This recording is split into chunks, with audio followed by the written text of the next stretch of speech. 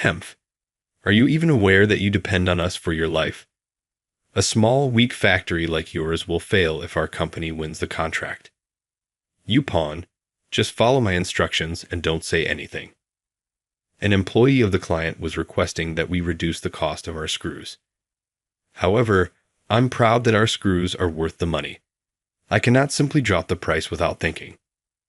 I firmly stated, we cannot do that, no matter how much you insist. The person in charge got up and doused me with a hot cup of coffee after I said that. Splat. Oh. I had to let out a cry. It was a rather loud yell, I believe. My skin was already excruciatingly sore and bright red by the time I felt the heat. You small gear in a weak subcontractor's wheel. Who do you think you are? Cut the price of this dreck of a product in half if you don't want us to cancel the contract. Do you understand? My blood ran cold when I heard those words. Does their business work like this? That person in control was doomed to plunge into a chasm after this.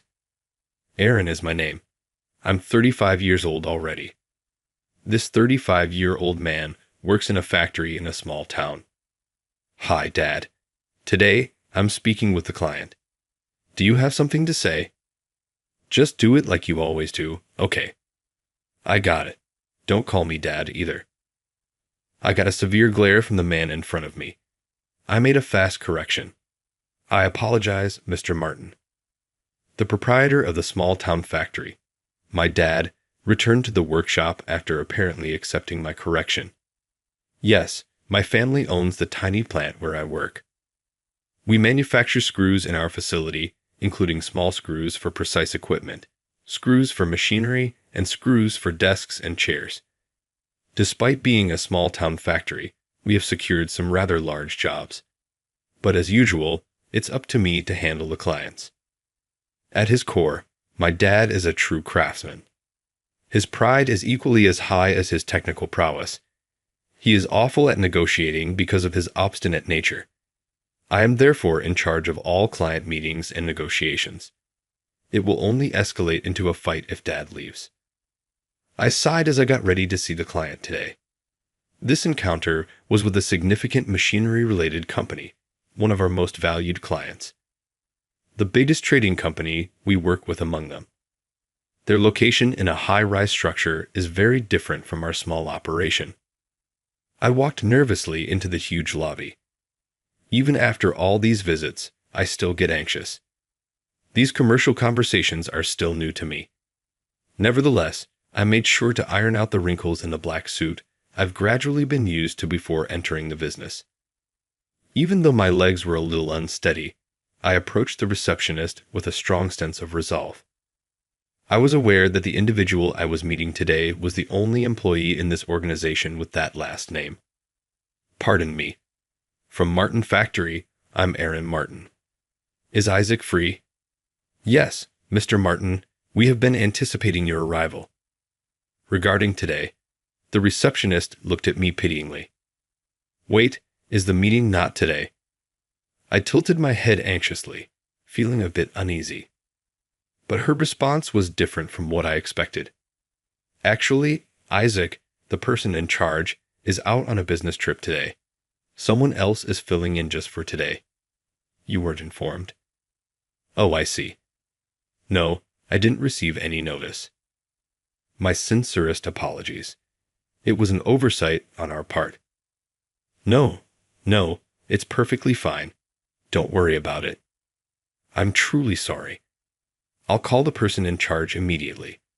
Please wait over there. The receptionist deeply bowed and directed me to a nearby sofa. With a sigh, I sat down. I wondered what kind of person would show up.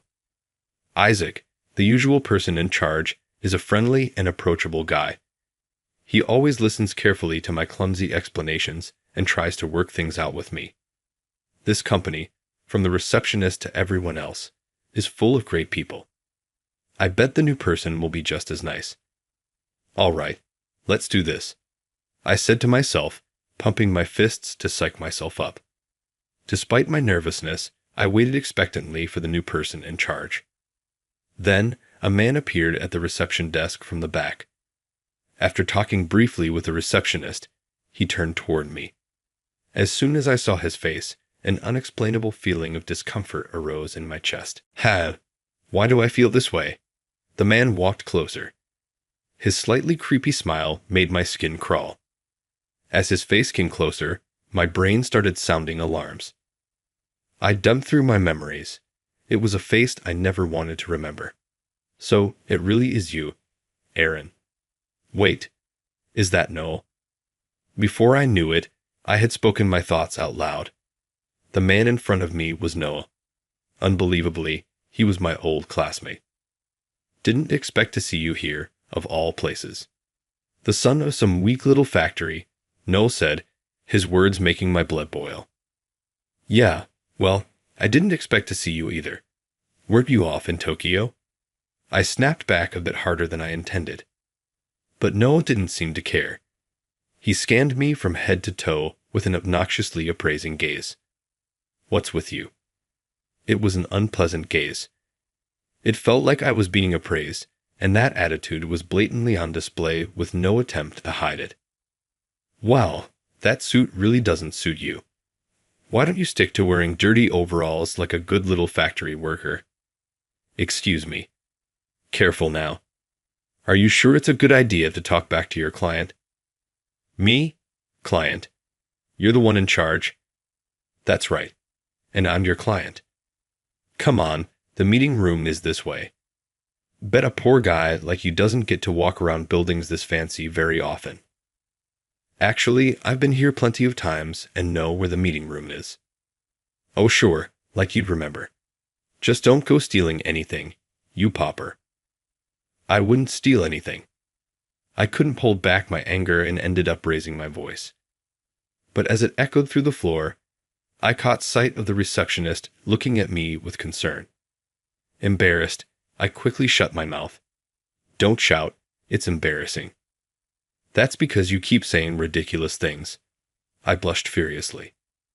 I followed Noah and gave a slight nod to the receptionist as a small gesture of apology. Why does it have to be him? Oh, just my bad luck. I sighed as I looked at Noah's back. It was a sigh with a completely different meaning this time. I genuinely thought, I really can't stand this guy. Noah, as I mentioned, was my classmate back in school. He graduated from Tokyo University, so he's undoubtedly smart. But his personality, let's just say, it leaves much to be desired.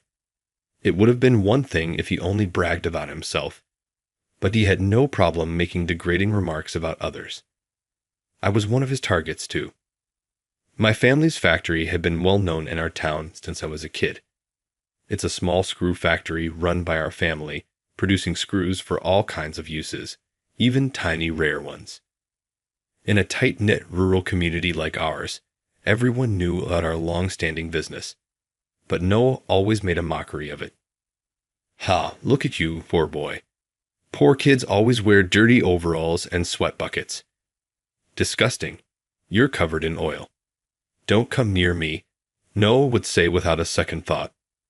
Back then, we were just kids, so I've come to accept it as something inevitable. My dad really was the kind of person who lived for his work. He worked so much that he rarely interacted with people, which often led to misunderstandings. On the rare occasion he stepped out, the townspeople would often see him in his worn, oil-stained overalls. Now that I'm an adult, I sometimes wish my dad had paid more attention to his appearance back then. But the Noah in front of me didn't seem much different from the Noah of those childhood days. I can't believe you're actually working in a factory. It's filthy, smelly. Oh wait, poor people don't get to be picky about jobs, right? Guess you had no choice. Huh. Noah laughed mockingly. I gritted my teeth, determined not to raise my voice again. I never imagined that as adults, I'd once again be on the receiving end of Noah's mockery. With these thoughts swirling in my mind, we finally arrived at the meeting room. It was a large room, and Noah and I sat across from each other. Noah, sort of casually, used the coffee machine in the meeting room to make 2 cups of coffee. Since I feel sorry for a poor guy like you, I'll at least brew you some decent coffee, Noel said. He placed a steaming cup of coffee in a paper cup in front of me.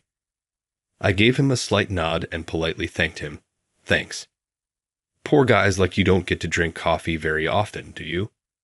Noel's words stung. Patience, patience. I kept telling myself, looking into the coffee. I saw my own tense, scowling face reflected back at me. All right, let's switch gears. I'm here for work after all. I exhaled deeply, trying to reset my thoughts.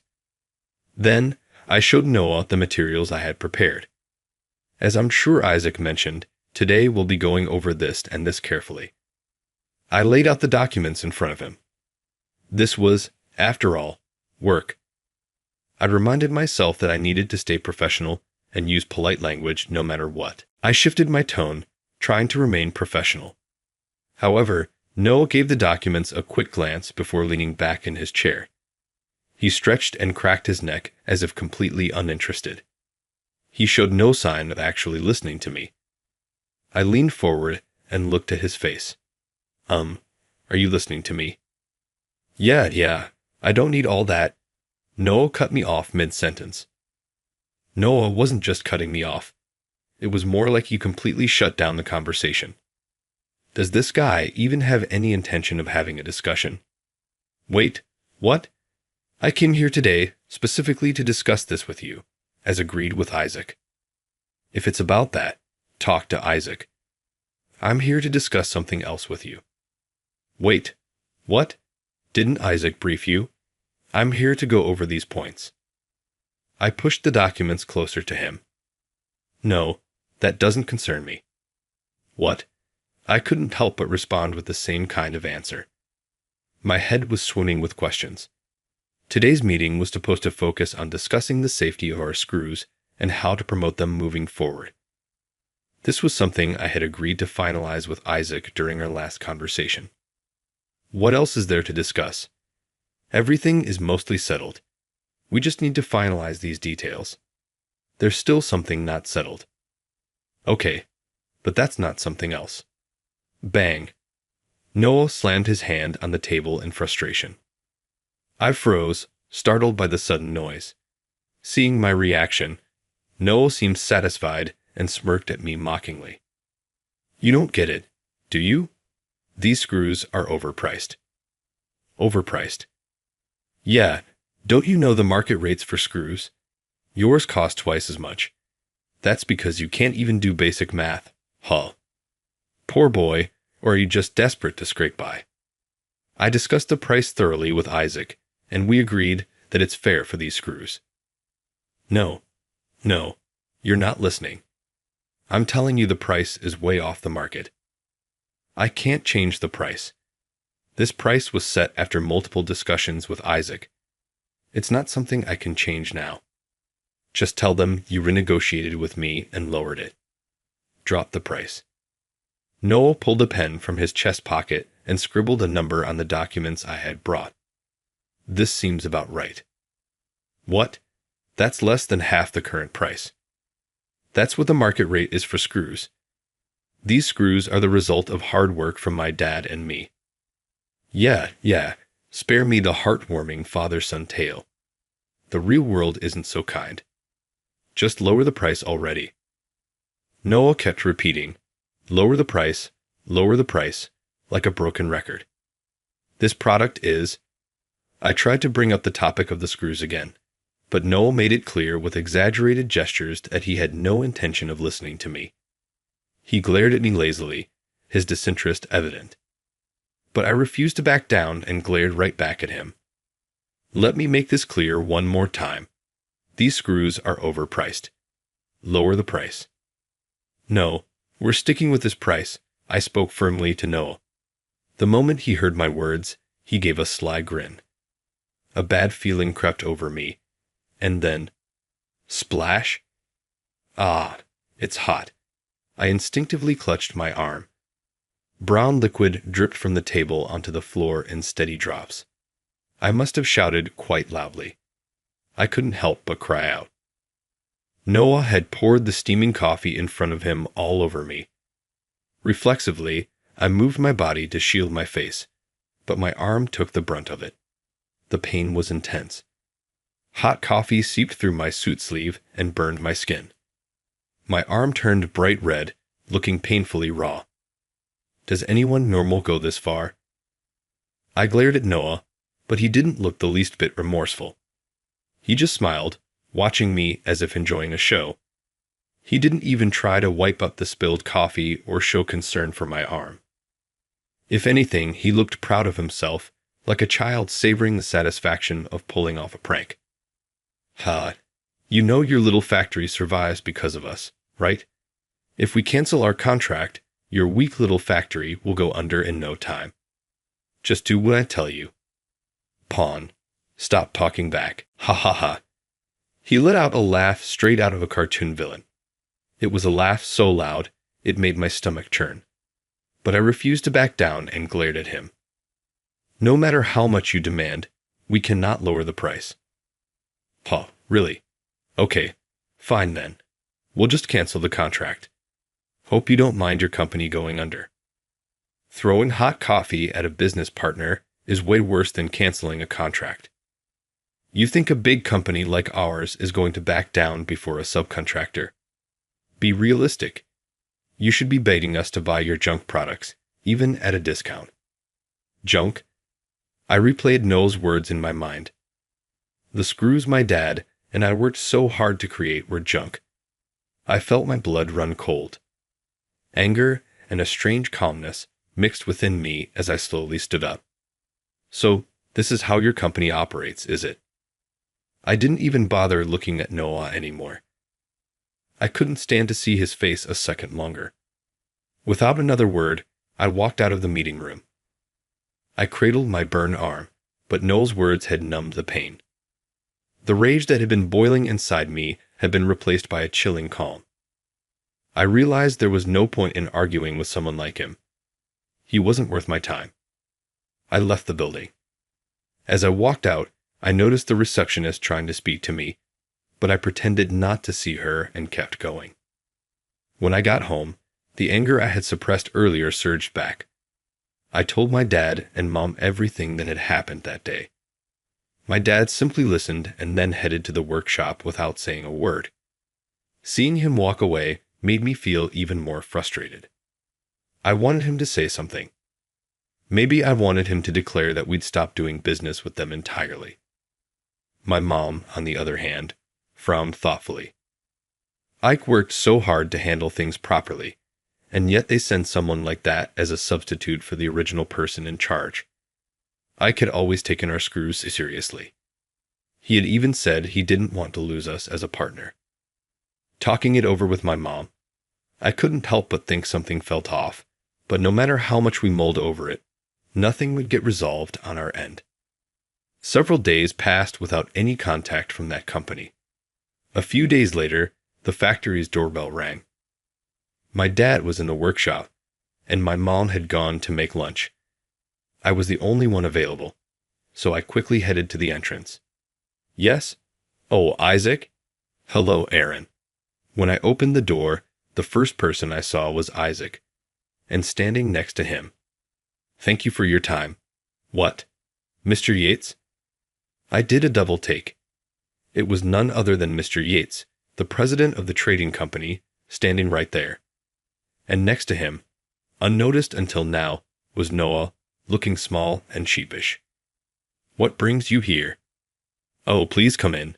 Before asking about their purpose, I quickly led the three of them inside. I got them to the guest room we reserved for visitors, prepared tea, and served it to them. Could this be about that incident? Oh no, are they here to cancel the contract? I'm so sorry, Dad. Sweat began to beat on my hands. Nervously, I sat down in front of the three of them. So, what brings you here today?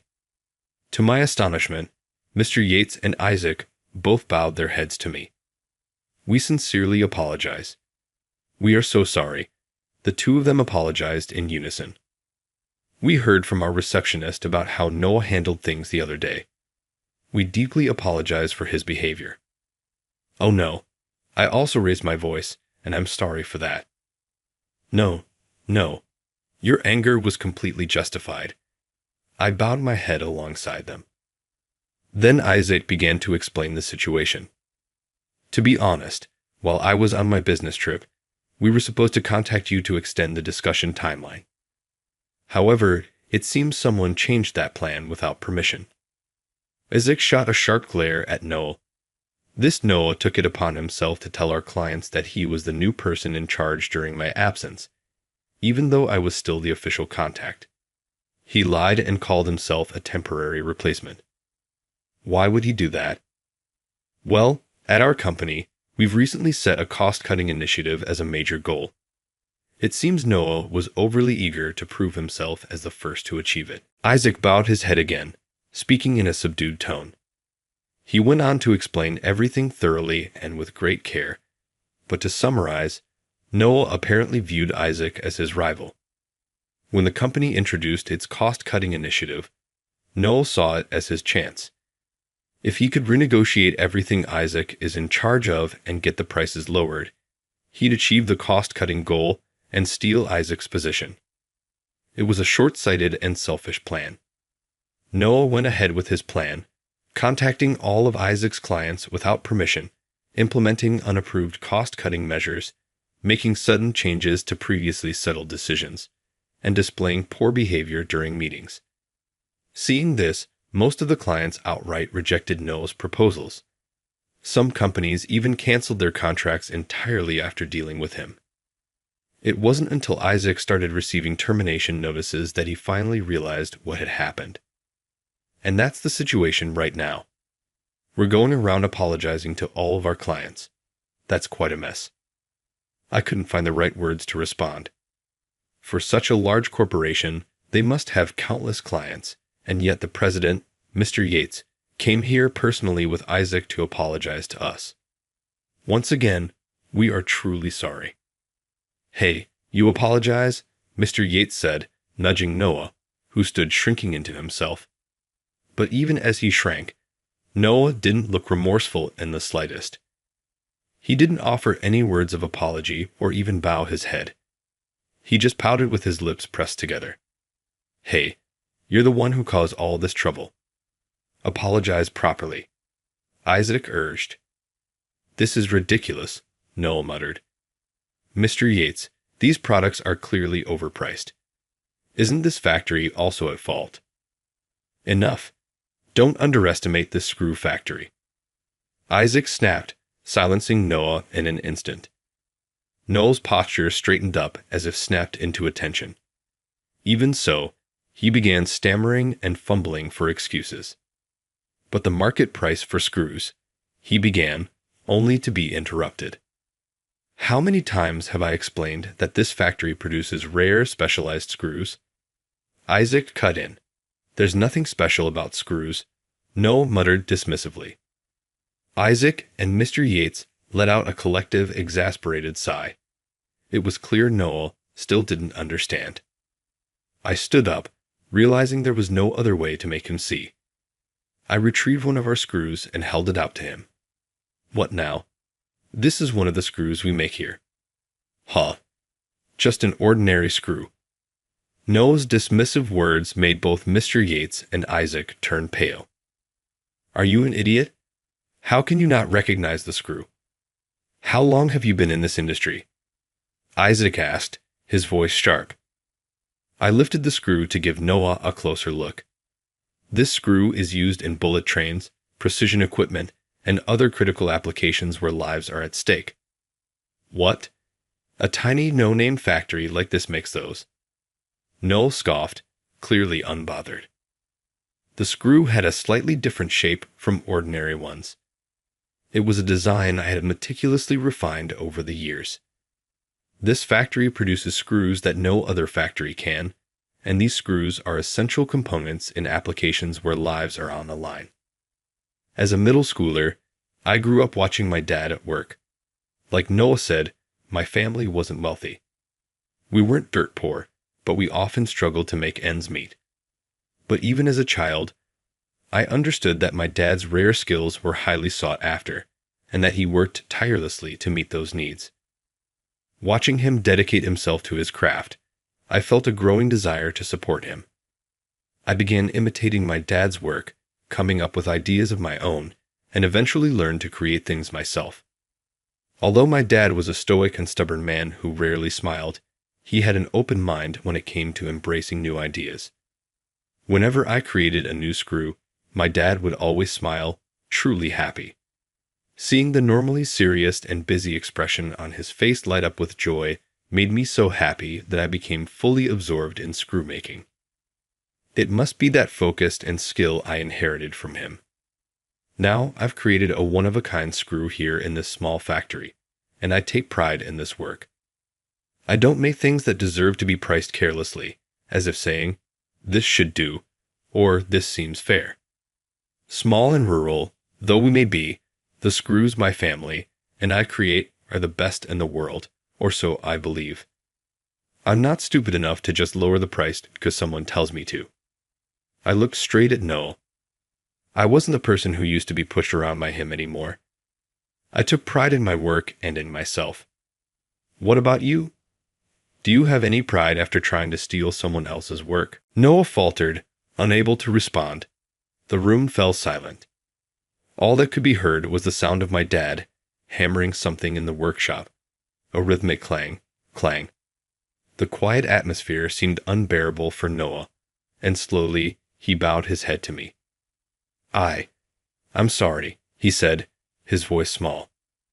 Noah offered me a genuine apology. I nodded, accepting it. A few days later, Noah went around personally apologizing to me and to every other client he had inconvenienced. Afterward, Mr. Yates demoted Noah, assigning him to a dead-end position often referred to as a sideline role, where he worked for a while. Somehow, word got out, and Noah became infamous as the guy who threw coffee at a client, making it impossible for him to stay at the company, ultimately leading to his resignation. Now, he appears to be quietly working at a smaller company. At my family's small-town factory, my dad and mom met again with Mr. Yates and Isaac, who apologized once more. My dad accepted, and we have since continued our partnership with their company without issue. Since that incident, Isaac has started providing regular updates. The company has also implemented stricter internal and external communication protocols to prevent similar mistakes. With these measures in place, such issues are unlikely to happen again. And so, I returned to my life of working alongside my dad every day. I found myself mirroring his serious expression as we focused on our work. Having declared my pride in our craft, I became even more dedicated to improving my skills. Watching this, my mom couldn't help but smile. Like father, like son. You both make the exact same face when you're working. Her comment made me laugh. Ha. Oh, even Dad's smiling. Shut up and get back to work. Yes, Mr. Martin. I quickly peered at the screw in my hand through a magnifying glass, fine-tuning its intricate details. The screw I was working on was still in development. I hope to create another amazing screw that will make my dad smile.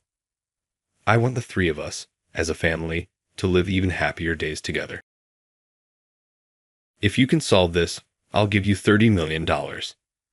As soon as the audience heard the words $30 million, there was a flurry of yells and screaming. Mr. Thomas grinned, but he couldn't possibly be sincere about spending $30 million to translate a few Chinese words. I was ready to answer no, but I looked at Emily, who was seated in the room's corner, before I did. I thought I might have heard her voice urging me. "Jonathan, you got this." I inhaled deeply before turning to my laptop, focusing harder and doing my best to translate the Chinese language. Jonathan is my name.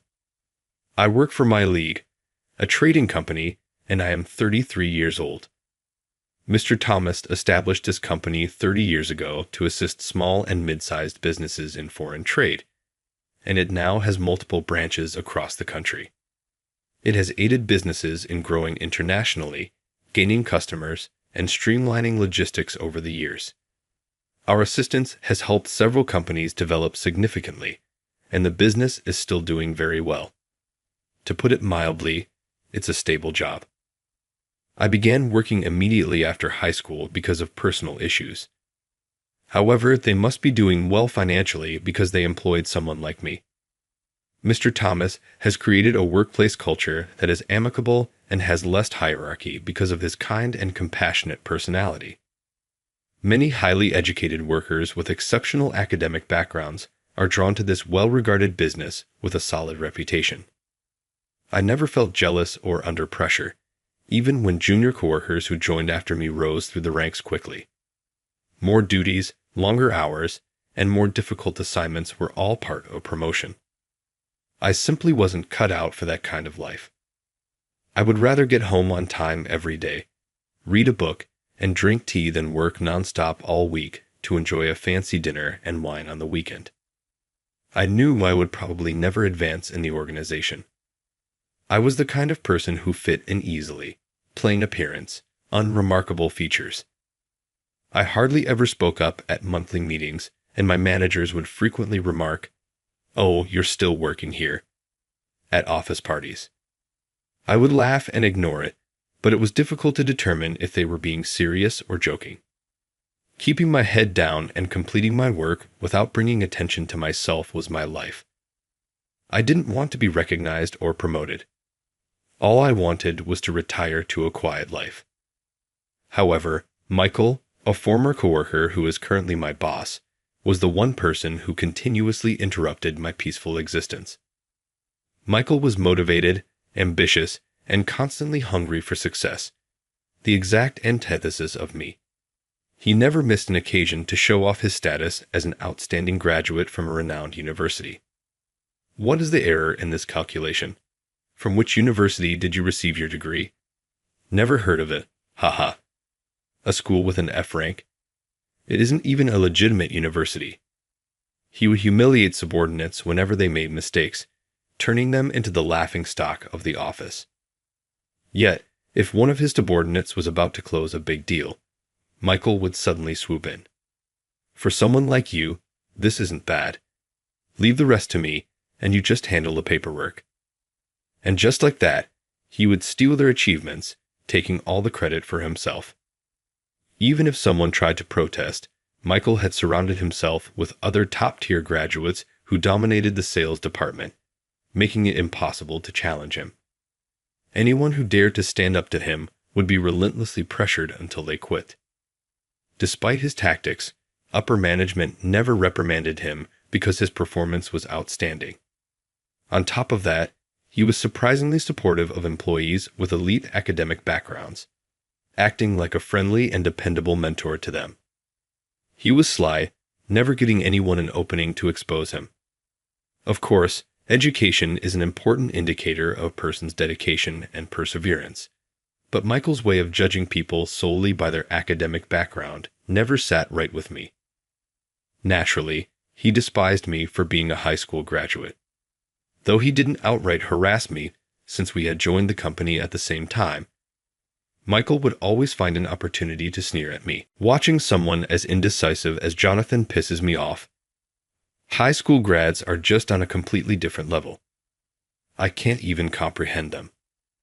And because of that, his followers also started looking down on me with disdain. Then, one day, a group of new employees arrived at our branch for training. They ranged from fresh-faced 20-somethings to experienced 40-year-olds. But among them, one person particularly caught everyone's attention, a woman named Emily. "Hey, did you see the new hire? She's absolutely gorgeous." "Oh yeah, that's." I wasn't too interested, but my colleagues smirked as they watched her introduce herself. "Nice to meet you all. I'm Emily." As she smiled and introduced herself, a round of enthusiastic applause filled the room. Emily, our newest colleague, had snow-like smooth skin, large dark eyes, and slightly upturned lips painted in a subtle shade of pink. She was so stunning that you and I couldn't help but stare. I couldn't help but wonder why someone so beautiful had joined a mid-sized trading company like ours. But according to what I heard, she had previously worked for a competitor, and our upper management had taken notice of her exceptional skills and headhunted her. She was 29, 4 years younger than me. To be scouted at such a young age meant she was exceptionally talented. She was a completely different kind of person from me. Thinking that, I quickly returned to my desk to finish my work. This morning, the moment I arrived at the office, Michael had dumped a mountain of paperwork on me, and I needed to get through it. But the moment Michael and his group heard about Emily's background, they immediately tried to get close to her. "So, Emily, I hear you went to a pretty good university. That's promising. In terms of rankings, maybe it's considered high, but I'm still new to this company, so I'll work hard with a fresh mindset." As Emily answered sincerely, Michael burst into loud, crude laughter. No. Someone as brilliant as you is more than welcome here. This company has people who just sit at their desks and still collect a paycheck after all. As he said that, he probably glanced in my direction. Hearing his voice grow slightly louder, I simply focused on my work in front of me. "You should stay away from bad examples like that. I'll teach you everything you need to know, so just rely on me," he continued. Okay. Since Michael was a senior figure at her new company, Emily probably couldn't push back too strongly. Seeing her lower her eyebrows in slight discomfort while brushing off the situation with a vague response, I couldn't help but think how troublesome this was. I was completely absorbed in my work when suddenly an unfamiliar female voice called out to me. "Excuse me." "Yes? Can I help you?" Looking up from my screen, I saw Emily standing in front of me. "May I ask your name?" I'm Jonathan." It seemed like she was making an effort to introduce herself to everyone. "I felt like I didn't get to greet you earlier," she said. "Oh, I had to get back to my desk midway through. I've been swamped with work. Sorry about that." Apparently, she had made the effort to stop by my desk. I hurriedly stood up from my seat. "Looking forward to working with you." "Likewise." A simple exchange of pleasantries should be enough. Sooner or later, she would probably forget I even existed. Thinking that, I casually went back to my work. But contrary to my expectations, her unpredictable interest in me didn't fade. Even a month after she joined, Emily would often strike up conversations with me. "Good morning, Jonathan." "Ah, morning." As I awkwardly returned her greeting, she let out a small chuckle. Then, suddenly, she seemed to notice something and reached out toward my head. "Your hair is sticking up here. You have bedhead." She smoothed it down with her fingers, making it feel as though she was patting my head. "You might be short on time in the mornings, but appearance is everything in sales.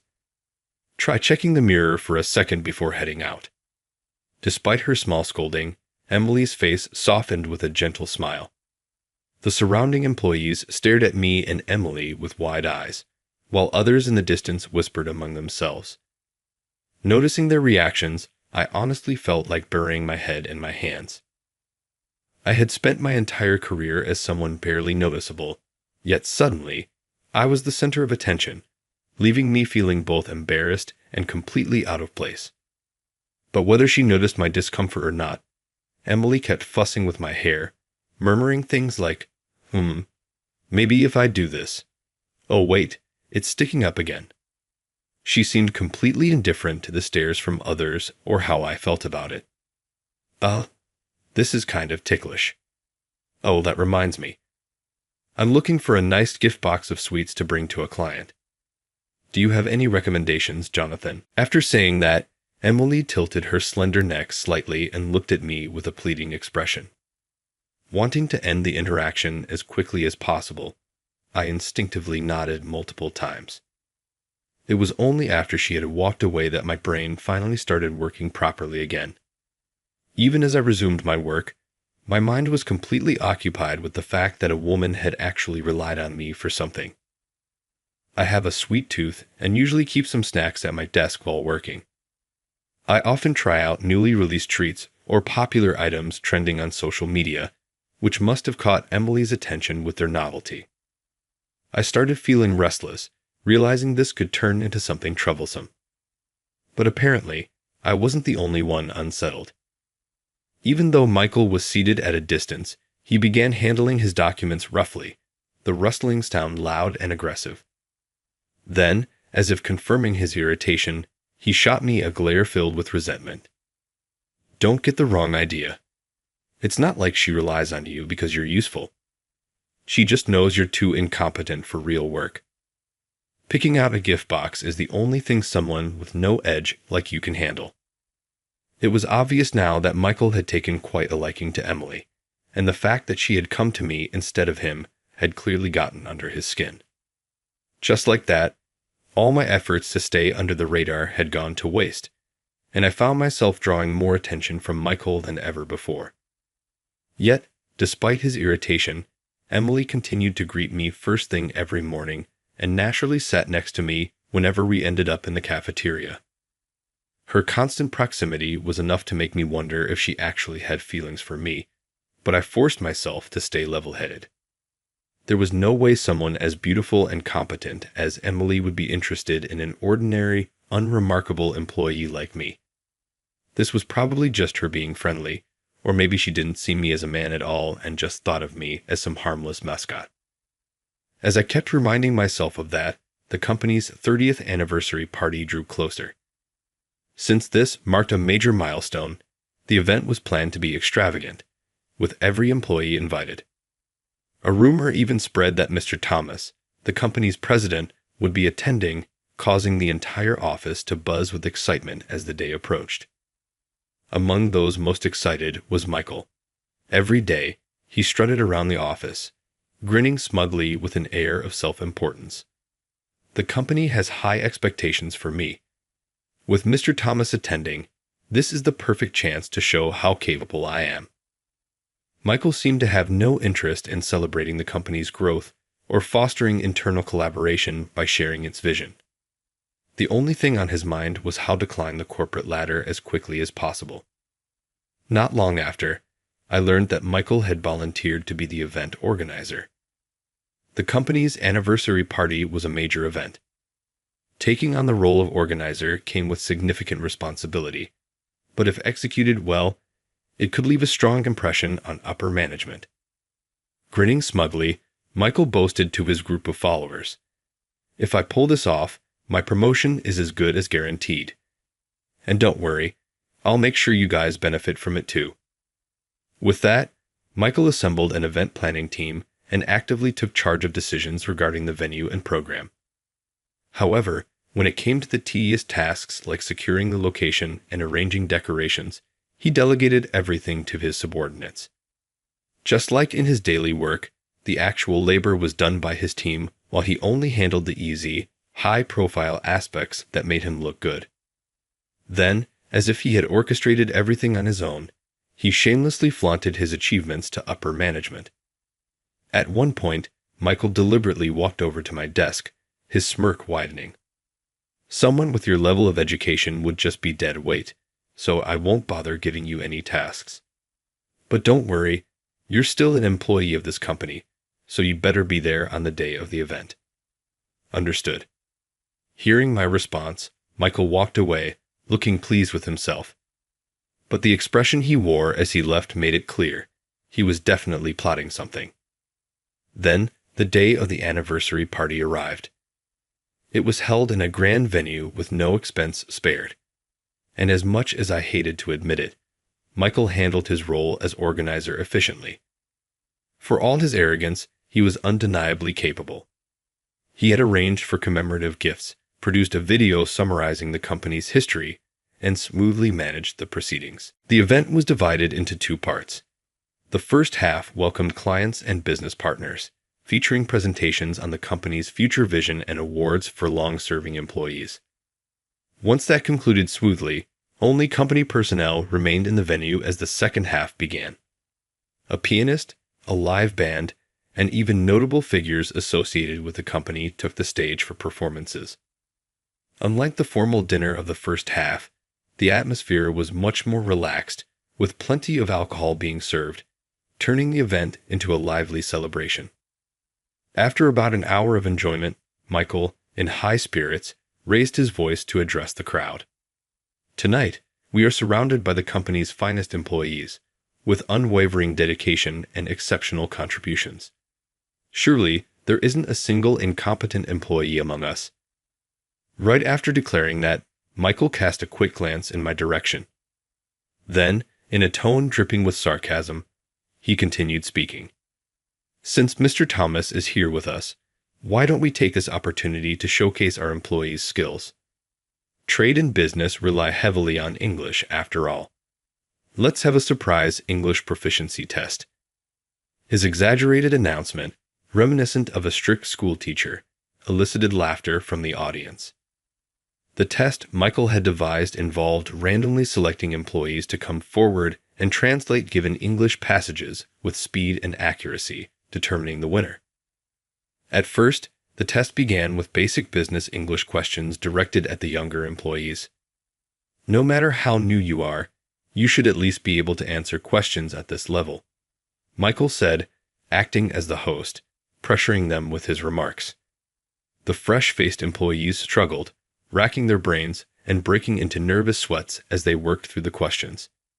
Meanwhile, senior employees heckled from the sidelines, saying things like, "If you can't even understand this, you're worse than a student." Even though it was meant to be a lighthearted activity, the public humiliation unfolding in front of the entire company gave me a bad feeling. Mr. Thomas, the company president, was someone who deeply valued both the business and its employees. It was said that in his younger days, he had been so dedicated to building the company that his wife had left him, taking their young child with her. Since then, he had treated the company and its workers as if they were his own family. But would he really approve of this spectacle? Yet, as I glanced at him, I saw that he was casually sipping wine with a faint smile, watching the event unfold.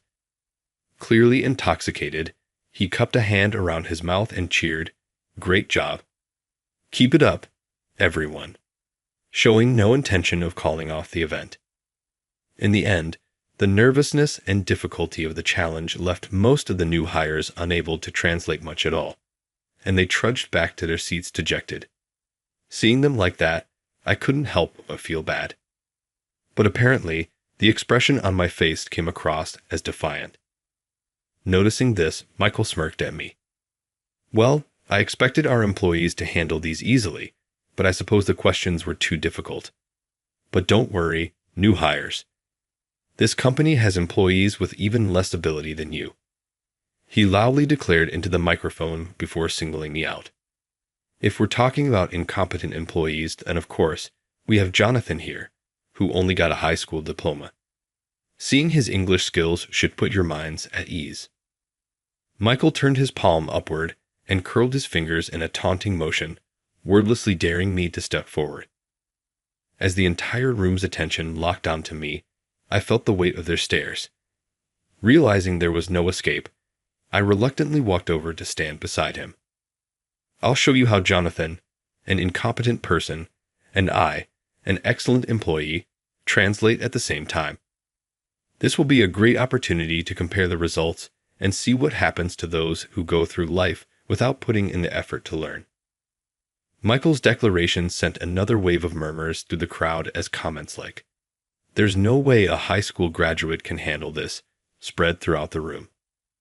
Mr. Thomas stood up, taking the microphone. He suddenly made an unexpected announcement.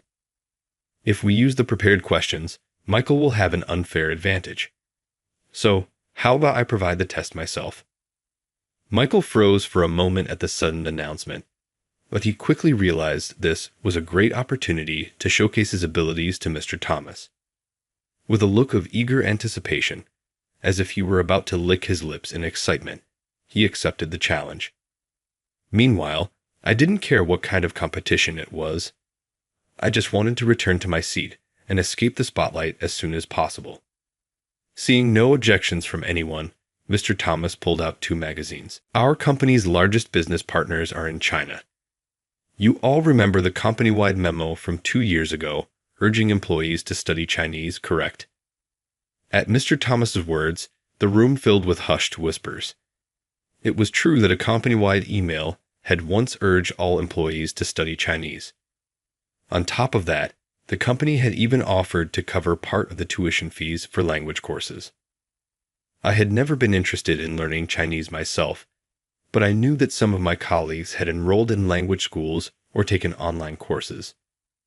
However, no matter how hard I tried to recall, I had never once seen Michael studying Chinese.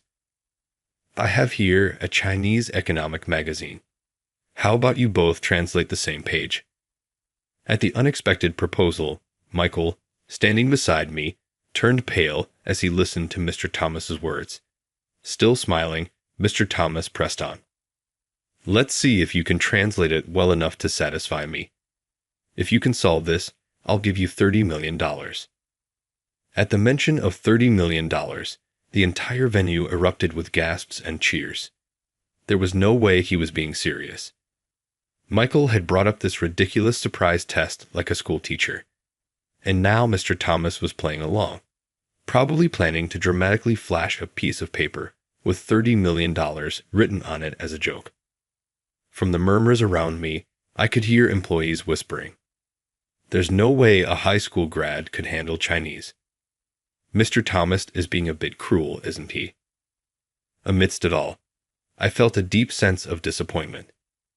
I had always respected Mr. Thomas for valuing the company and its employees, but was he also looking down on me just because of my education? Thinking that, I felt the urge to forfeit right then and there, letting Michael take the win. I didn't care if the quiz lost its excitement, or if the anniversary party turned awkward. I just wanted to walk away. But just as I was about to say, "I decline," I made eye contact with Emily, seated in the corner of the room. It seemed like she had been watching me from the very beginning. At first, I thought I was imagining it, so I glanced away several times. But every time I looked back, Emily was still staring at me with a serious expression. Then, I could have sworn I heard her clear and firm voice saying, "Jonathan, you got this." I couldn't even remember the last time someone had cheered for me. A moment ago, I was set on backing out, but now I felt an overwhelming desire not to disappoint the one person who believed in me. Shaking off my hesitation, I straightened my posture and resolved to do my best. In front of me was a laptop set up for both Michael and me to type translations. Taking a deep breath, I turned my focus to the screen and sharpened my concentration. Diving into the Chinese text, I scanned several lines ahead, carefully considering how to translate each phrase accurately without losing its meaning. Various translation options formed and vanished in my mind as my fingers swiftly typed away, the rhythmic sound of my keystrokes echoing in the otherwise silent hall. Meanwhile, Michael stood frozen beside me, staring in shock as he muttered, "What? Ha? How is Jonathan? This doesn't make sense." Before Michael could even finish his sentence, I had already completed the translation and submitted my work to Mr. Thomas. He silently reviewed it for a moment, then, with a beaming smile, placed a firm hand on my back. "This is outstanding. It's clear and precise, and you've accurately translated even the tricky parts that often cause errors in international contracts." With that, he applauded warmly. Encouraged by his reaction, a few employees hesitantly joined in clapping cautiously. But within seconds, the applause swelled into a thunderous ovation that filled the entire hall. Michael, however, abandoned his blank laptop screen and stormed toward me, his face twisted in disbelief. "Hey, what was that? How did you cheat? There's no way a high school graduate like you understands Chinese." As Michael, his face pale, grabbed me in a panic, I responded in my usual slow and calm manner. "I didn't do anything special. I just translated it normally." "That's impossible," he shouted. "A high school grad like you couldn't possibly have studied another foreign language on top of English." At this point, there was no way around it. With a sigh, I decided to tell the truth. Actually, I only completed my education in Japan up until high school. After that, I attended Harvard University, where I rigorously studied Chinese. Harvard has one of the most intense language programs in the world, bringing together students from all over to master various languages. In those courses, speaking English was strictly prohibited.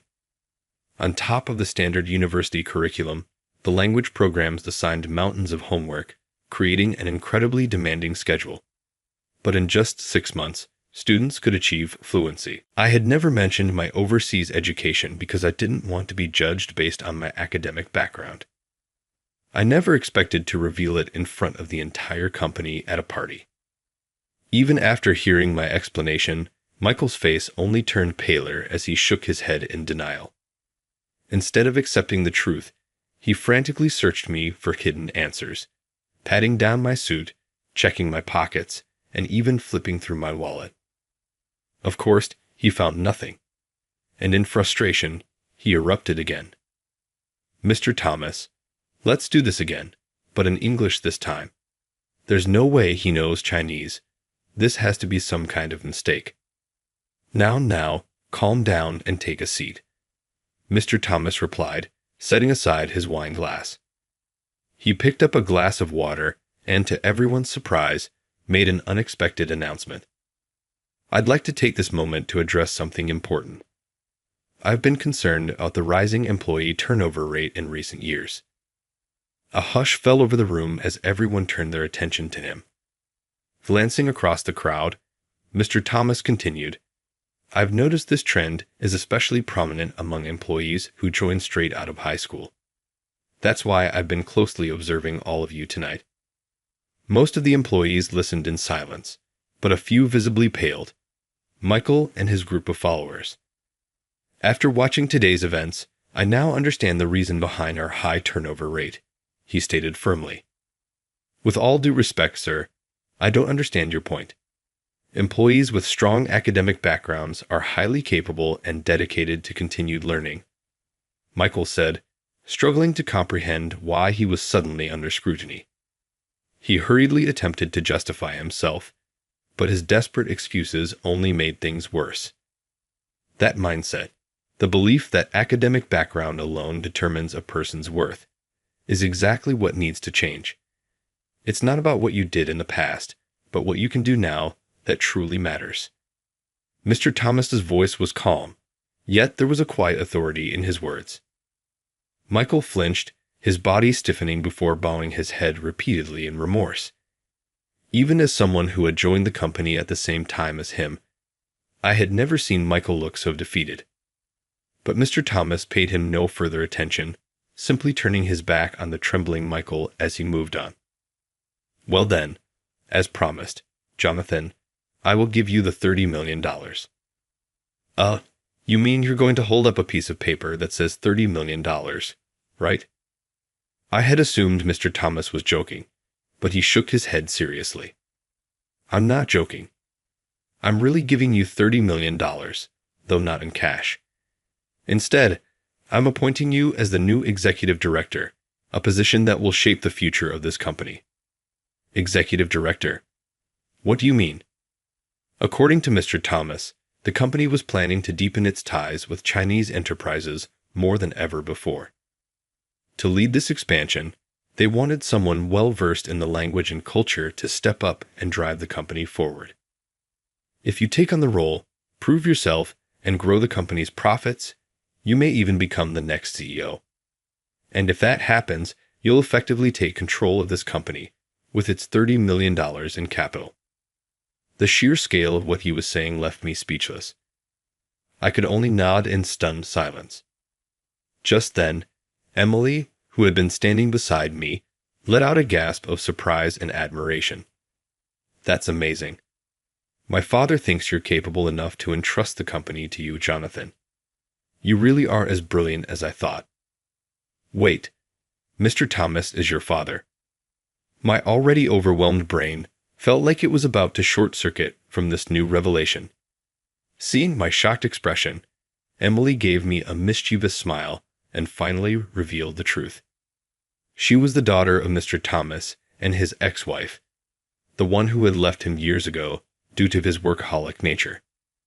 "When I was little, I hated how my father was always consumed by work," she said wistfully, looking a little embarrassed.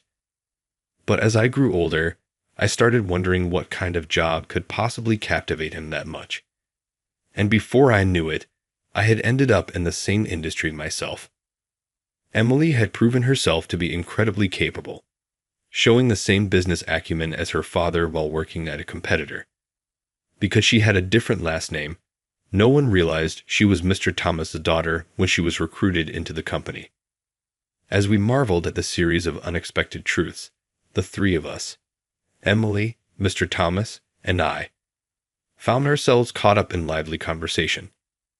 Emily had also started learning Chinese recently, so I answered her questions to the best of my ability. Meanwhile, Michael had gone completely silent, as if the fire inside him had been extinguished. No matter how much his followers tried to speak to him, he barely responded, sulking in a corner for the rest of the evening. In the end, his group took over the remaining tasks and somehow managed to wrap up the party without further issue. However, after publicly humiliating himself and exposing his toxic, education-obsessed mindset, Michael's reputation plummeted. He quickly became an outcast in the office, ignored by almost everyone. Later, an internal review revealed that he had been constantly taking credit for his subordinates' work. As a result, his past achievements were reevaluated, and he faced a significant salary reduction. Yet even after everything, Michael remained defiant. Why should I, someone as competent as I am, be punished? This is Japan. Speaking Japanese should be enough. Clients would obviously prefer dealing with a prestigious university graduate over some no-name employee. Showing no remorse and completely failing to understand the situation, he continued to rant. Perhaps as a response to his stubbornness, he was reassigned to an overseas branch. It was probably Mr. Thomas's way of teaching him a lesson by making him experience international business firsthand. And as fate would have it, the branch he was sent to was in South America, a place where English was barely spoken. The thought of him now struggling to learn a completely new language almost made me feel sorry for him. But at the same time, I couldn't help but chuckle. As for me, I was officially promoted to executive director as promised. Determined to prove myself worthy of the title, I poured my efforts into expanding our trade in the Chinese market, gradually securing solid profits. Jonathan, you truly are as capable as I expected. Mr. Thomas praised me without hesitation. But I knew that a huge part of my success was thanks to Emily's support. Ever since that anniversary party, our relationship had grown much closer. Now, we were in a serious relationship, planning for the future together. As executive director, I often faced tough decisions, but her intelligence and guidance always helped me through. Moving forward, I wanted to continue growing the company alongside Emily, Mr. Thomas, and my colleagues. With that determination in mind, I took another step forward into my workplace, ready for whatever lay ahead.